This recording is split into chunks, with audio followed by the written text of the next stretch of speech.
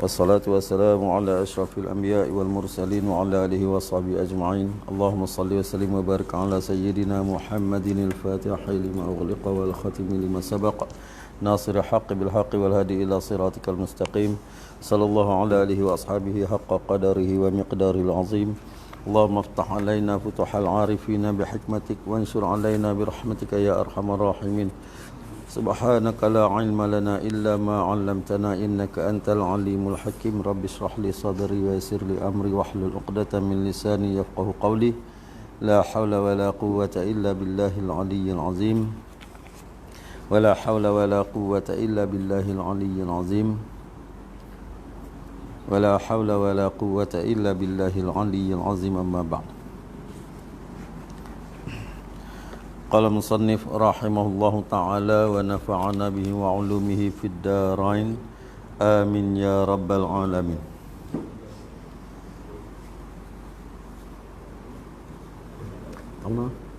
Tahu no? Kau surat Pak bawah 2 Pak dan makna rukun. Qala musannif rahimahullah ta'ala dan makna rukun itu ialah perkara-perkara yang jadi sesuatu dengan dia dan ia pula juzuk suatu atau suku sesuatu itu. Tengok situ noh. Hari ini kata musannif rahimahullah ta'ala masih lagi ta'rif Islam. Islam al-istislam wal inqiyad. Nah. Bawah tengah dia. Makna rukun. Dia nak cerita apa dia rukun. Baik. Dan bermula makna rukun itu yakni rukun Islam tu, kita duk sebut rukun Islam tu apa dia? Ialah rukun Islam tu perkara-perkara. Rukun bagi rukun Islam tu perkara-perkara yang jadi sesuatu dengan dia, dengan rukun tu. Nah perkara-perkara yang dengan dia jadi. Makna dia buat dia nampak Islam. Buat dia jadi Islam. Buat dia jadi Islam. Nampak Islam tu. Nah jadi. Makna dia, yang perkara tu kita buat suatu perkara jadi dengan dia. Dan ia pula ia rukun tu tadi ni pula ni ialah dia juzuk suatu, dia bahagian daripada suatu. Bila sebut rukun, perhimpunan rukun tu dia bahagian daripada suatu. Dan suku sesuatu itu, yakni rukun itu ialah asas. Dia menjadi bahagian dengan makna bila sebut rukun saja dia adalah asas ataupun tunjang bagi sesuatu perkara. Bagi suatu perkara, maka rukun Islam ataupun asas ataupun tunjang Islam itu. Nampak tak dia kata? Nah, jadi nak habaq apa? Rukun Islam ni ialah bila kita sebut rukun yang dengan dia jadi suatu tu kehendak suatu tu agama Islam. Dengan dia jadi suatu. Apa dia? Dengan mengucap 2 kalimah syahadah jadi Islam. Dengan menunaikan solat jadi Islam, orang Islam. Nah, baik. Jadi suatu tadi ni kata Tok Guru kata macam mana? Tok Guru kata rukun Islam ni, rukun tu ialah perkara-perkara yang penting di dalam Islam. Dia tak sampai kepada perkara yang sama dengan rukun iman. Dia tak sampai kepada seperti rukun iman. Rukun iman lain. Bila sebut rukun iman dia tak sama takrif dia ni. Sebab rukun bagi rukun iman tu lain. Rukun bagi rukun Islam ialah perkara-perkara yang penting di dalam agama Islam. Kenapa dia jadi perkara yang penting? Dia bukan sampai membabitkan mukmin ataupun kufur. Dia hanya membabitkan perkara yang membabitkan dosa dan pahala. Jadi dia perkara yang penting, melainkan pada mengucap syahadah bagi orang yang nak masuk Islam. Orang yang nak masuk Islam. Jadi dia perkara yang penting. Contoh dia, tinggal semayang jadi kafir. Tak jadi kafir. Tinggal semayang tak jadi kafir. Tinggal puasa tak jadi kafir. Jadi dia sangat penting dalam beragama ni. Nah, yang dengan dia hasil Islam tu. Nah, dengan dia hasil Islam tu jadi suatu. Dia sangat penting. Tapi tak sama dengan rukun iman. Sebab rukun iman tinggal salah satu jadi kafir. Tu beza tu. Nah, rukun iman tinggal salah satu ataupun tinggal suku. Nah, dia ni walaupun suku-suku tinggal dosa. Dia tak jadi kafir. Tetapi rukun iman tinggal suku daripada salah satu rukun iman, dah jadi kafir. Tu beza berat. Dia berat rukun iman dengan rukun Islam ni. Nah, rukun Islam tinggal berdosa. Nah, kecuali mengingkarkan hukum, iaitu hukum yang telah diijma', hukum yang telah ditetapkan oleh syarak ni, ingkar kepada hukum baru bawa pada kufur. Contoh dia kata sembahyang tak wajib, baru jadi kufur. Nah, dia jadi beza. Jadi kata Tok Guru kata rukun Islam ialah perkara-perkara yang penting di dalam Islam, iaitu 5 perkara. Pertamanya mengucap 2 kalimah syahadah. Pertamanya daripada 5 perkara ialah mengucap 2 kalimah syahadah. Apa dia 2 kalimah syahadah tu? Kalau kita kira kalimah hak kita ucap tu bukan 2. Kalau kita kira asyhadu an la ilaha illa Allah, ada berapa dah kalimah? Kalau kira kalimah, wa asyhadu anna Muhammadan Rasul Allah. Nampak? Kalau kira kalimah lagu tu lah, satu-satu kalimah. Banyak kalimah dah kita sebut. Tapi dikira 2 kalimah syahadah tu ialah pada hak syahadah kita ni dia ada 2 kalimah yang kita kena ucap, iaitu penyaksian, 2 penyaksian yang kita kena ucap. Asyhadu an la ilaha illallah wa asyhadu anna Muhammadar Rasulullah, bukan Muhammadur. Tu dalam tahiyat pun baca kena ambil kira tu. Memang tak batal, tapi tak kena kalau baca Muhammadur. Asyhadu an la ilaha illallah wa asyhadu anna Muhammadar, sebab dia madan dan madar Rasulullah kena baca. Kecuali kalau kita baca la ilaha illallah, tak ada asyhadu. La ilaha illallah Muhammadur Rasulullah. Beza kan?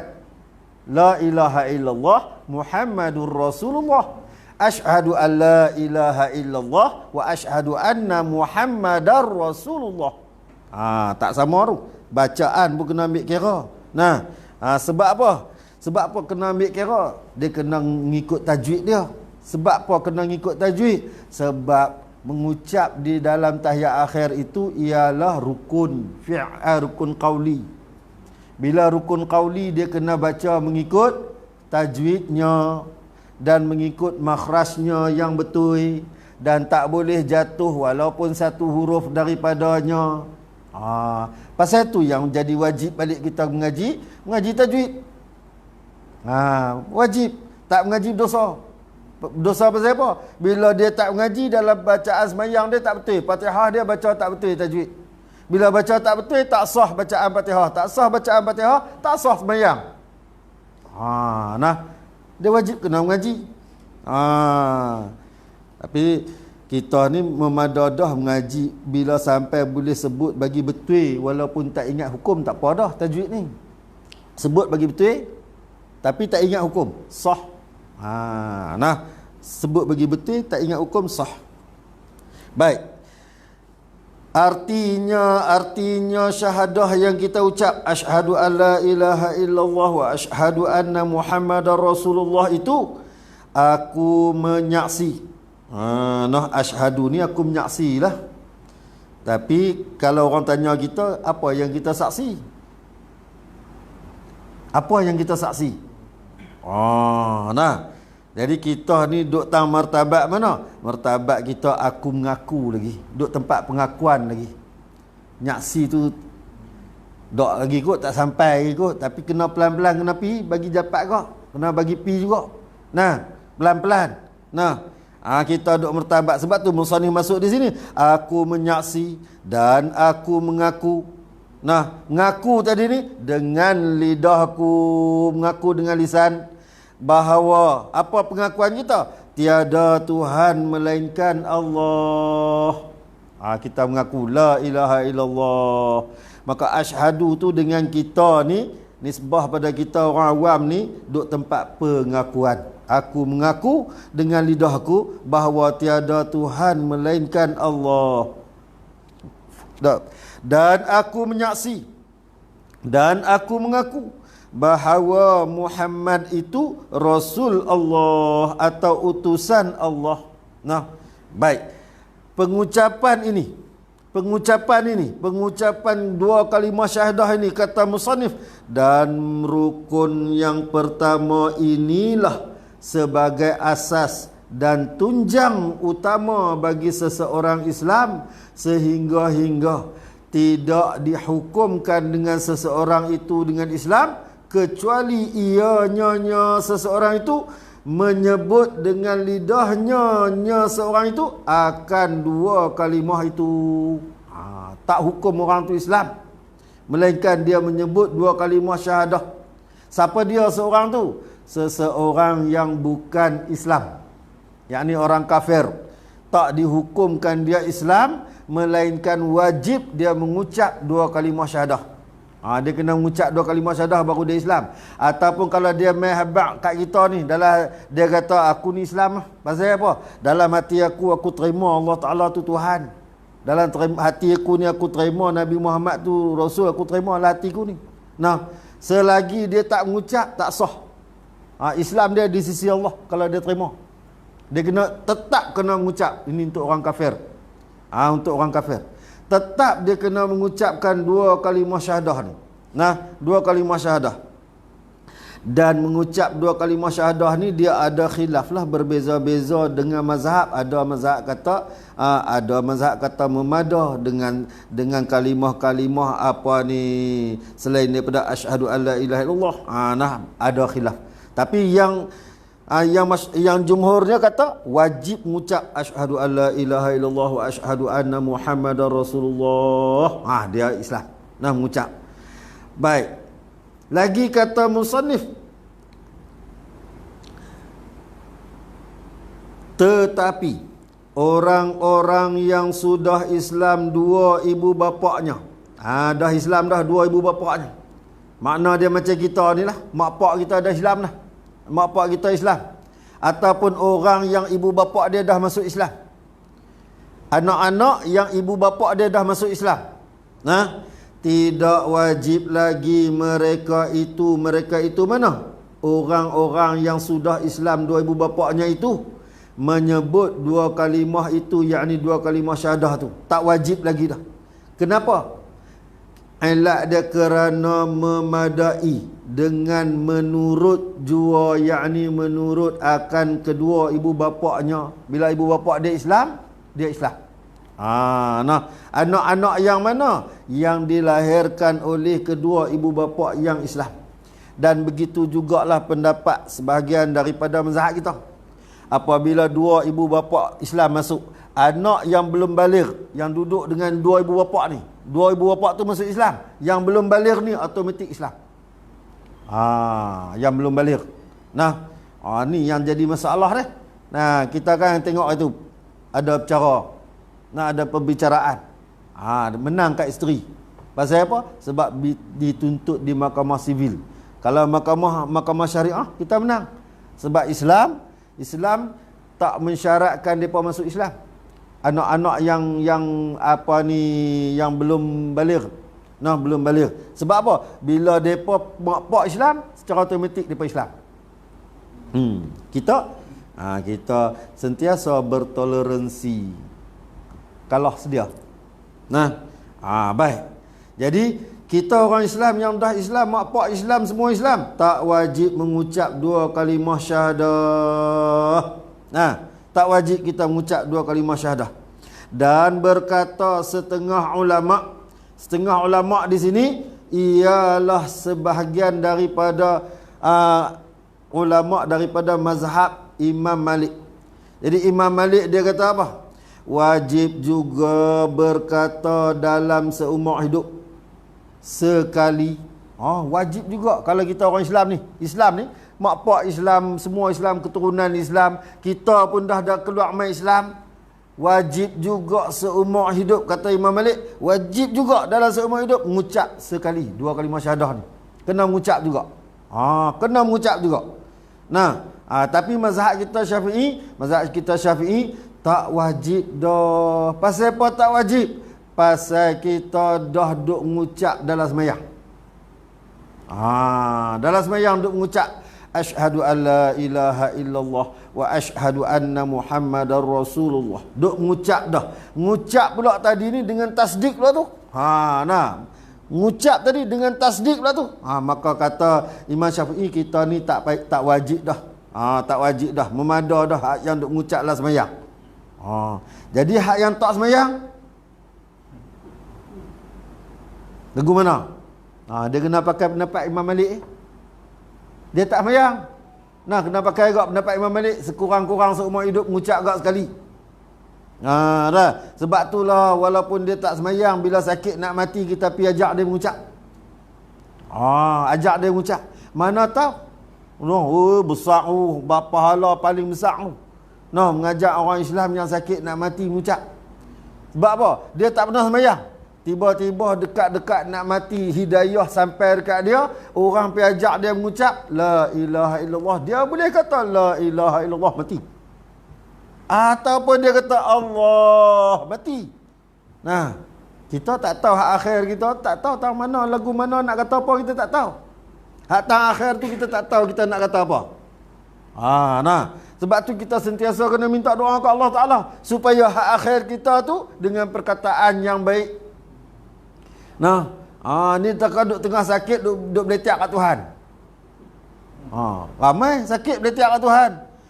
Ya Allah, aku cemuilah, tak ada kah aku apa ni dosa aku ni. Ya Allah, awak yang sakit sampai tera-tera ni, awak yang hang buat kat aku lagu ni. Tu makna tak redha dengan Tuhan tu. Dalam duduk terah beletiak mati. Allahu akbar. Jadi sebab tu kita bila pergi ziarah ni kita kena tengok gak, walaupun kita tahu dia tak mati lagi, lambat nak mati, sekurang-kurangnya ajak pergi lah, ambil berkat. Duk saja-saja sakit tu tak usah duk beletiak lah, baca qul huwallah banyak-banyak. Nabi suruh baca qul huwallahu ahad banyak-banyak bila sakit. Tu kita hidup-hidup lah ni, duk sihat ni, baca qul huwallah bagi banyak-banyak. Simpanan untuk masa sakit. Baca bagi banyak-banyak. Selawat bagi banyak-banyak. Buat sunat bagi banyak-banyak. Kata Pak Suyup, simpanan untuk masa sakit, masa kita tak boleh buat. Allahumma khtim lana bihusnil khatimah wa la takhtim alaina ya Allah bisu'il khatimah. Minta doa ke Allah Ta'ala, ya Allah, jadikanlah pengakhiran kita ini yang husnul khatimah, pengakhiran yang baik. Pengakhiran yang baik apa dia? Dapat mengucap kalimah la ilaha illallah. Dapat mengucap kalimah la ilaha illallah. Allah tu pengakhiran paling baik sekali. Paling baiklah, paling beruntung sekali. Jangan matikan kita dengan kesudahan-kesudahan yang buruk, ya Allah. Takut sangat kesudahan yang buruk ni. Kesudahan yang buruk bukan makna mati hancur, mati ni dah. Kesudahan yang buruk ni makna dia mati dalam keadaan tidak beriman, mati dalam keadaan tidak sempat mengucap, mati dalam keadaan tidak kenal Tuhan. Tu kesudahan buruk. Mati hancur tu bukan buruk. Kena bom hancur berkecai tu bukan buruk. Kita duk nampak buruk belah hak binasa teruk ni. Hak tu bukan mati buruk. Mati buruk ni mati dalam keadaan tak iman, mati dalam keadaan tak mengucap, mati dalam keadaan tak semayang, mati dalam keadaan tak kenal Tuhan. Tu mati su'ul khatimah, mati dalam keadaan su'. Kita duk takut. Orang mati aksiden pun mati baik, mati berdarah. Tapi tempat baik tu yang mana? Yang nak tu hak boleh mengucap Allah, boleh mengucap Allah. Hak tu yang paling baik yang kita nak. Dalam keadaan apa pun. Biar sempat kita ni mengucap Allah. Tapi kalau dah duk hidup ni nak sebut Allah pun takut. Ramai takut sebut Allah. Sebab tu ramai tak semayang. Hak ramai tak semayang tu sebab dia takut sebut Allah. Tapi dia nak sebut Allah bila dia sakit. Sebab tu Allah Ta'ala selalu bagi kita sakit. Sebab apa? Supaya dapat kita mengingati Allah. Bila teringat dekat Allah, rasa kita bersalah. Masa rasa bersalah tu, taubat. Tu kaedah. Tu salah satu kebaikan yang ada. Baiklah. Mengucap asyhadu alla ilaha illallah ni menjadi tunjang bagi agama. Tunjang bagi Islam. Di sini kita mengucap ni, dia tak tuntut tempat kenal. Kena faham tu. Tak tuntut kita kena kenal Allah Ta'ala apa tak. Yang tuntut kita mengucap ni, asyhadu alla ilaha illallah wa asyhadu anna Muhammadar Rasulullah, lafaz bil lisan. Cakap, kata dengan lidah. Dan tasdik, membenarkan dengan hati apa yang kita telah kata. Kita kata apa? Aku naik saksi tidak ada Tuhan melainkan Allah. Hati kata hak tu, aku naik saksi tidak ada Tuhan melainkan Allah. Yang ni hati membenarkan hak yang kita lafaz dengan bahasa Arab tu. Dalam hati ni benar yang kita faham dalam bahasa Melayu. Aku naik saksi tidak ada Tuhan melainkan Allah. Dan aku naik saksi Nabi Muhammad itu pesuruh Allah. Hak ni hati kita benar apa yang lidah kata. Jangan jadi munafik. Lidah kata lain, hati kata lain. Tu munafik. Lidah kata lain, hati kata lain, tu munafik.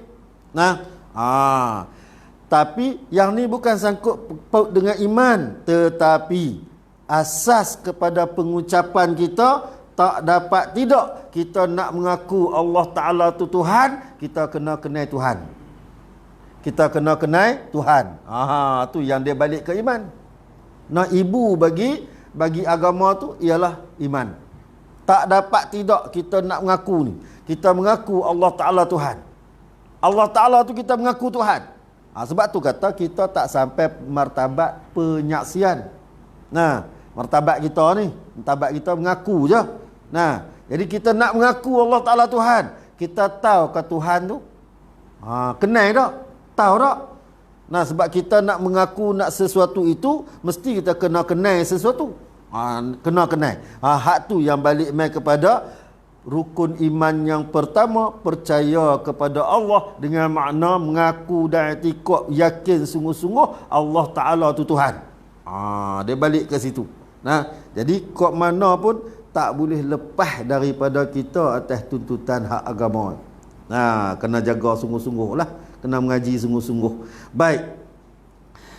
Kata musannif rahimahullahu ta'ala, sabda Nabi sallallahu alaihi wasallam di dalam satu hadis yang sahih, bersabda ia Nabi sallallahu alaihi wasallam, umirtu an uqatilan nasa hatta yashhadu an la ilaha illallah. Al-hadis, yakni sampai habis hadis. Sampai habis hadis. Wa anni rasulillah Nabi abak sampai habis hadis. Tapi nak ambil di sini hak tuntutan pengucapan. Artinya hadis ini diperintah akan daku. Nabi sabda diperintah akan daku bahawa aku membunuh akan segala manusia sehingga menyaksi dan mengaku lidah mereka itu bahawa tidak ada Tuhan melainkan Allah, hingga akhir hadis ni. Hingga akhir hadis ni. Umirtu an uqatilan nas. Diperintahkan aku membunuh. Jadi Daesh pegang yang ni. Tak ikut mereka kena bunuh. Daesh pegang ni tak ikut bunuh, mati kita. Habis. Dan kita pun jenuh bunuh orang kafir. Tu kata kena bagi faham elok-elok. Ni berpunca daripada apabila Islam diserang. Apabila kita mempertahankan di dalam peperangan. Masa tu tak boleh kesian nak bunuh. Tak boleh kesian nak bunuh. Tu yang diperintah, disuruh kita bunuh. Melainkan jangan bunuh mereka. Bila mana? Bila mereka mengucap 2 kalimah syahadah. Tak boleh bunuh. Bila perang tu bunuh. Kena bunuh. Perang tak boleh kesian pula. Bila perang tak boleh kesian. Ni kesiannya nak bunuh, tak gamak nak bunuh. Tak boleh perang aku tu. Sampai bila nak boleh perang? Orang nak bunuh kita. Kena bunuh. Bukan kita nak suruh bunuh orang. Dan kita bukan boleh suka-suka pergi duk bunuh. Tak boleh. Nah, sehingga diperintahkan kita berperang. Disuruh kita bunuh, kena bunuh. Tapi bila orang kafir yang memerangi kita tu, bukan kita perang mereka, kafir yang memerangi kita, yang kita pertahankan, bila kita nak bunuh dia, dia mengucap haram kita bunuh dah, tak boleh bunuh dah. Ni yang jadi khilaf pula antara Sayyidina Umar dengan Sayyidina Abu Bakar. Sayyidina Umar kan nak bunuh juga. Sebab apa? Sebab dia mengucap tadi kerana takut kena bunuh. Sayyidina Umar kata, "Dak, dia mengucap takut kena bunuh." Nah, sebab tu kita kena faham. Sayyidina Abu Bakar kata jangan, tak boleh. Sebab apa? Sebab dia dah masuk Islam, mengucap. Tak boleh. Walaupun dia berlakon, takut kena bunuh, tetap tak boleh bunuh dah sebab dia telah mengucap 2 kalimah syahadah. Jadi kita ni diperintahkan oleh syarak supaya berjihad. Nah, jihad ni termasuk di dalam perkara-perkara yang penting dalam Islam. Tapi dengan sebab tak ada dah lala ni, nak jihad apa lagi? Kita kena ubah jihad kita lah. Jihad fi sabilillah ni tak ada lah ni. Nah, kena ubah. Kecuali kita duduk di Syria, kecuali kita duduk di Palestin, kecuali kita duduk di negara-negara yang kita diperangi oleh orang-orang kafir. Jihad wajib. Jihad wajib. Apabila ada dari kalangan kita, khalifah kita memerintahkan kita berjihad, wajib kita berjihad. Nah, kita orang Islam. Nah, ni duduk negara kita nak jihad apa? Nak pergi perang, nak pergi bunuh siapa? Mana boleh? Tak boleh. Tu bahaya dah. Sebab tu kadang-kadang kita ni kena jaga. Cakap dalam politik pun jaga. Jangan sampai kita telajak. Telajak, kadang-kadang telajak. Hukum sampai telajak. Hukum sampai telajak. Kita cakap dalam politik, hukum sampai telajak. Kadang-kadang telajak hukum tu kena ke atas orang Islam. Allah wa'alaiyazubillah. Kadang-kadang kita telajak hukum kena ke orang Islam. Kita hukum orang Islam kafir. Tu rosak. Tu rosak. Nah, tetapi wajib kita jaga agama kita. Jaga agama. Nah, jangan telajak. Baik. Nabi kata Allah Ta'ala perintah suruh bunuh. Bunuh segala manusia. Makna dia segala orang kafir yang memerangi. Nah, sehinggalah mereka menyaksi. Makna dia bila dalam peperangan, bila mereka buat penyaksian, mereka mengaku mengucap 2 kalimah syahadah, habis tak boleh bunuh dah. Jangan bunuh mereka. Jadikan mereka tawanan. Jangan bunuh. Mereka orang yang mengucap 2 kalimah syahadah. Ila akhir hadis. Baiklah. Keduanya daripada 5 perkara yang penting di dalam Islam, iaitu rukun Islam yang 5 itu, ialah sembahyang 5 waktu. Sembahyang 5 waktu. Sebab apa dimasuk perkara yang penting ni? Kita tengok yang ni lah. Tadi kata Tok Guru, perkara yang penting ni dikatakan rukun Islam ni perkara yang penting kerana kita orang Islam tak mengucap 2 kalimah syahadah tak kafir. Nampak? Tak sembahyang tak kafir. Tak puasa tak kafir. Tak zakat tak kafir. Tak haji tak kafir. Tapi berdosa. Berdosa kita. Berdosa. Bahkan dia sampai ke peringkat dosa besar. Sampai ke peringkat dosa besar. Tapi dalam rukun iman, tak percaya, kufur. Habis. Sikit lah. Tak percaya sikit lah. Percaya Allah. Percaya Nabi. Percaya malaikat. Tak percaya kitab sikit lah. Kufur. Tu kata rukun iman dia beza. Rukun Islam dia adalah perkara-perkara yang penting di dalam Islam. Yang dengan dia hasil suatu kerjaan, hasil suatu perkara. Baik. Jadi sembahyang yang 5 waktu ni kalau tinggal tak jadi kufur. Tinggal tak jadi kufur. Tapi ada jugalah hadis-hadis Nabi yang mengatakan siapa tinggal sembahyang ni jadi kufur, ada. Tapi bagi mazhab Syafi'i, tinggal sembahyang yang dimaksudkan dalam hadis Nabi tadi ni ialah kufur nikmat. Orang yang kufur nikmat. Dia kufur dengan nikmat Allah Ta'ala bagi. Makna dia banyak lah. Nikmat mata, nikmat telinga, nikmat sehat, nikmat hidup, nikmat segala nikmat Allah Ta'ala bagi kat dia. Dia kufur dengan tak menunaikan ibadat kepada Allah. Mazhab kita kata kufur tu. Baik. Ketiganya, memberi zakat, yakni mengeluarkan zakat, menunaikan zakat. Zakat kita ni wajib keluar. Nah, wajib keluar. Kalau kita tak buat keluar zakat ni, antara tanda-tanda petunjuk yang zakat orang dah semakin jauh daripada mengeluarkan zakat ni ialah kemarau yang panjang. Allah Ta'ala tahankan daripada turun hujan. Ni tanda dia ramai orang tak keluar zakat. Ramai orang tak keluar zakat. Nah, jadi kita kena buat keluar zakat. Kalau buat masalah ni, kita keutamaan zakat kita ni, kita tengok pusat urus zakat kita, dia membantu rakyat satu negeri. Zakat satu negeri tu membantu rakyat satu negeri. Dan yang nak sampaikan zakat kepada asnaf-asnaf ni, nak bagi sampai ni, ialah orang yang duduk dalam Korea tu yang tahu. Hak ni pun satu gak. Pusat urus zakat mengeluarkan bantuan kepada asnaf-asnaf. Tapi kadang-kadang tak semua asnaf dapat. Pasal apa tak semua asnaf dapat? Sebab orang yang mentadbir di kawasan tu tak melaksanakan tugas dia secara yang betul. Kalau dia urus tadbir tugas dia kawasan tu dengan betul, insya-Allah Korea dia urus dengan betul. Dia lantik amil-amil, supaya amil ni, kita kena ingat satu perkara lagi. Amil dilantik bukan semata-mata untuk dia menerima zakat. Amil dilantik, dia juga kena perhati di sekitar tempat dia siapa yang layak terima zakat. Dia buat laporan dekat ketua amil, Tok Imam. Tok Imam buat laporan pada pejabat zakat. Ni amil duk kira tunggu nak bagi terima zakat ya. Jiran sebelah rumah beras tak ada 3 hari dah. Tak makan. Tak ambil tahu. Tak boleh juga.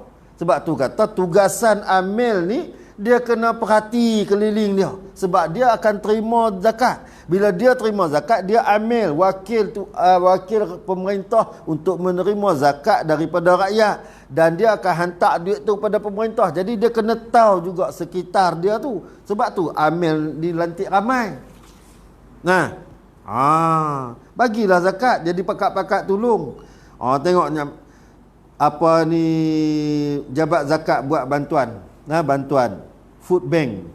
Siapa yang nak tolong ni? Food bank ni amil-amil yang ada. Kalau kita Masjid An-Najah kan, dia setiap surau dia lantik seorang amil kan. Amil surau ni dia mesti tahu ke sekitar dia siapa yang layak, siapa tak layak, dan dia kena duk tanya rajin juga. Kena umum siapa-siapa yang ada kesukaran mendapat makanan, kita ada sediakan, bawa mai bagi cukup kelengkapan apa yang diperlukan. Pimik ada disediakan. Macam tu. Jadi tak ada siapa salah siapa. Ni tak ada siapa salah siapa. Ni kadang kau Allah viral habis kata, malu kita tempat kita. Malu tempat kita viral. Pasal apa?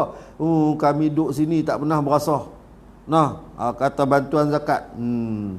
Jadi kadang-kadang bila kita tengok viral tu tak sama. Macam itu viral di tu Terak Batu. Tu imam dia kata, nak kata tak dapat lagu mana, mak dapat, anak dapat. Kan? Cuma bantuan-bantuan yang bulanan tu ada yang dapat, ada yang tak dapat. Jadi dalam satu rumah kalau 3 orang dapat, banyaklah. Duduk satu rumah. Jadi benda-benda ni semua amil yang boleh tahu. Orang lain tak tahu. Tu imam bukan nak tahu semua, satu Korea dia besar. Jadi amil yang dilantik tu berurusan. Ni zakat, baru zakat tersebar. Dan barulah kita buat bayar zakat puas hati. Bayar zakat puas hati. Bila zakat diuruskan dengan baik. Zakat diuruskan dengan baik. Baik. Keempatnya ialah puasa di bulan Ramadan. Puasa di bulan Ramadan. Wajib kita berpuasa di bulan Ramadan. 30 hari bulan Ramadan wajib puasa. Dan kelimanya menunaikan haji ke Baitullah bagi mereka yang kuasa sampai kepadanya. Wajib menunaikan haji bagi mereka yang kuasa sampai. Kuasa sampai di sini ialah kuasa dengan, kalau hari ini perlukan duit, maka kuasa dengan duit. Kalau, dan juga kesihatan. Sehat tubuh badan, ada duit yang cukup, wajib pi. Contoh dia, daftar dengan tabung haji. Nama yang akan keluar mai 2086 contoh. Hidup ke tak pun tak tahu. Hidup ke tak pun tak tahu, boleh pi tu. Duit ada berapa? Duit dalam bank ada 100,000. Wajib tak dia pi? Wajib. Kalau dia tak pi berdosa tak? Dosa. Pasal apa wajib pi? Pasal apa kalau tak pi berdosa? Pasal dia ada duit yang melebihi keperluan, yang mencukupi dengan kalau dia nak pi boleh. Contoh kita kata, hak daftar pi dengan tabung haji ni, hak yang orang pi tabung haji yang ada subsidi, yang biasa. Ramailah daftar. Hak orang ada duit, dia kena pi juga dengan apa daya pun. Kalau dia ada duit, ada package. Kalau kita bayar package 30,000, kita boleh pi walaupun kita daftar dah lambat lagi. Maka dia wajib daftar pi dengan package. Sebab dia ada kelebihan. Ada 100,000, makna dia keperluan untuk perbelanjaan lebih dah. Dia ada boleh pi dengan 30,000. Wajib dia kena daftar dengan package pi. Bukan kita nak promosi bagi pi kat package, tak. Tapi pasal kita nak bagi lepas tuntutan wajib. Selesai, habis. Sudah dah, sekali tu cukup dah, boleh pi. Selesai. Ni dok tunggu kak. Duit ada 200,000 lebih dah. EPF berhenti dapat 250,000. Nak kereta tukar baru dah. Rumah beli baru dah. Bini tak boleh tukar baru lagi, rumah tua sikit. Jadi duit tu nak buat apa? Duit tu nak buat apa? Pada ketika tu berkemampuan, berkuasa, tak pi berdosa. Tak pi berdosa. Jadi dia kena pi haji. Kena pi haji. Sebab dia kalau package yang kata kalau kita daftar kita boleh pi. Tak kira lah kalau kata package tu 30,000 boleh pi, maka daftar. Kalau daftar 30,000 pun dia kata kena tengok kota juga. Hak tu lain. Makna dia kita jadi tak wajib sebab musyaqqah, payah dengan kita, payah untuk kita pi. Tapi bila dia kata daftar, ada duit lebihan yang kalau kita daftar kita boleh pi. Dok, saya nak pi dengan bini. Tak boleh, dia kena kira diri dulu. Kena kira diri sendiri dulu. Nak tunggu pi dengan bini tak boleh. Dia kena kira diri sendiri dulu. Mak saya tak pi lagi, saya nak bagi mak pi dulu, saya nak keluar duit. Tak boleh. Kena pi diri sendiri dulu. Baru boleh bagi duit mak pi. Baru boleh bagi duit bini pi. Kita pi dulu. Selesai urusan kita dulu. Baru kita buat ibadat, dia kena dahulukan diri. Duit banyak-banyak duk kira nak pi dengan bini. Bini duk pelan lama, kita pun duk beralasan bini sakit. Rupanya bukan nak pi dengan bini, duk tunggu bini sakit bila nak mati. Aku menikah muda, esok aku pi buat honeymoon. Rupanya lagu tu patut tak pi. Dak, duit banyak pi dulu. Pi dulu. Baru selesai. Lepas kalau tidak berdosa. Ada duit berdosa. Ni yang dimaksudkan orang kaya yang ada duit tapi berdosa. Sebab apa? Sebabkan kita tabung haji dah bagi kuota kepada yang package-package. Bila daftar dengan dia boleh pi. Kita tengok package yang membolehkan kita pi dengan cukup duit kita ni, kemampuan kita. Kita kena pi. Wallahu a'lam. Baca hadis dia tak? Hadis ni. Sabda Nabi SAW di dalam hadis yang sahih, hadis dalil bagi apa ni rukun Islam ila akhirih, wallahu subhanahu wa ta'ala a'lam. Tangguh pada hadis. Allahu Rabbi.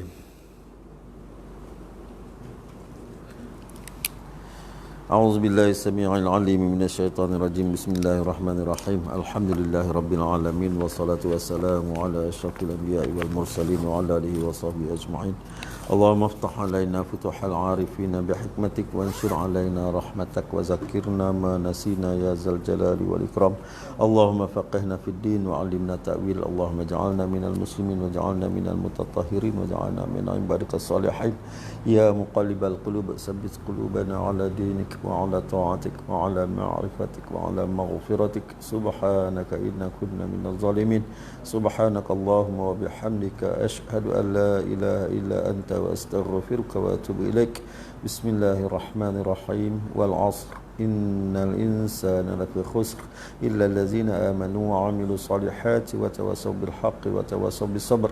وصلى الله على سيدنا محمد النبي أمي وعلى آله وصحبه وبارك وسلم. والحمد لله رب العالمين. آمين يا رب العالمين. تقبل الله منكم منا ومنكم تقبل يا كريم. والسلام عليكم ورحمة الله وبركاته.